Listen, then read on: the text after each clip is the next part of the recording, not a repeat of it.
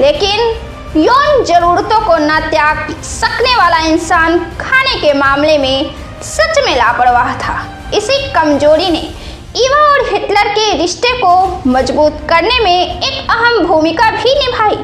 अपने संबंधों को छुपाने के वजह से ही कई बार दोनों के संबंध में ठंडापन पसर जाता था।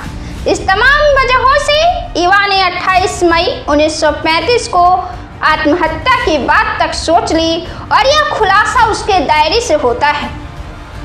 उसने ईश्वर से प्रार्थना की कि कृपया आज मेरी उससे बात करवा दो, कल तक बहुत देर हो जाएगी। अगर उसने आज मेरे खत का जवाब नहीं दिया तो आज रात मैं नींद की 25 गोलियां खाकर सो जाऊंगी। इसी दौरान हिटलर की सौतेली भतीजी ने अपने अपार्टमेंट में आत्महत्या कर ली थी।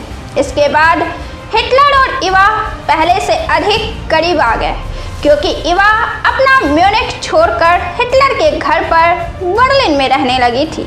वह काफ़ी समय स्विमिंग में गुजारती, स्कीइंग करती और बाकी का वक्त खुद को हिटलर की पत्नी के तौर पर पेश करती और जब अकेली होती तो खुद को नशे के हवाले कर देती।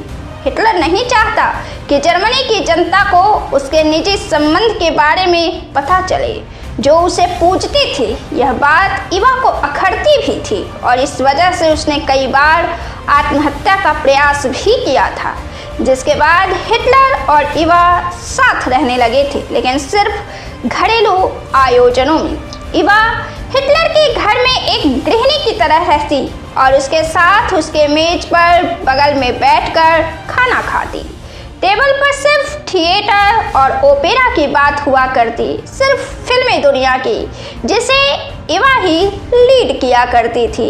यह सब चल रहा था हिटलर की प्रेमिका होने की हैसियत से। 29 अप्रैल 1945 को हिटलर और ईवा ने शादी की।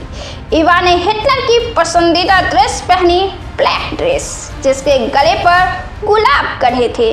अगले दिन इसी ड्रेस को पहने हुए ईवा ने जहर खा लिया और हिटलर ने जहर खाने के बाद खुद को शूट कर लिया ताकि बचने की कोई गुंजाइश न बचे। तब रूसी सेना बर्लिन पर हमला कर चुकी थी और हिटलर जानता था कि अब बचने की कोई उम्मीद नहीं।